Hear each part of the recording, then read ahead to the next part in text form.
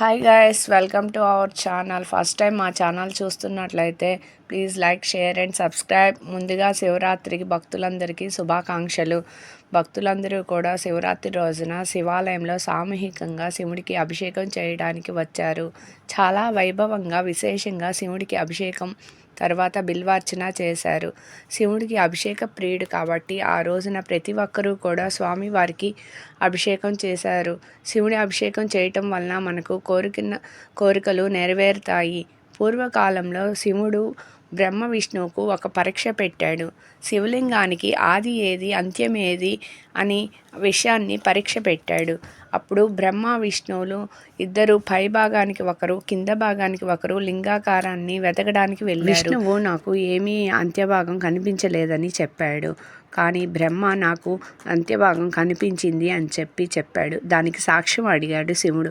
దానికి మొగలి పువ్వు అవును అని సాక్ష్యం ఇచ్చింది. ఆ గోవు కూడా అవును అని చెప్పి తలతో సాక్ష్యం ఇచ్చి తోకతో కాదు అని చెప్పి ఊపింది. దానికి శివుడు బ్రహ్మ అబద్ధం చెప్పినందుకు బ్రహ్మకి భూలోకంలో పూజలు అనేవి ఉండవని చెప్పి శాపం ఇచ్చాడు బ్రహ్మదేవునికి. మొగలి పువ్వు కూడా ఏ దేవునికి పూజకి పనికిరాదని చెప్పి శాపం ఇచ్చాడు పరమేశ్వరుడు. తోక భాగానికి పూజ చేసుకుంటే సకలైశ్వర్యములు కలుగుతాయని చెప్పి పరమేశ్వరుడు అనుగ్రహించాడు.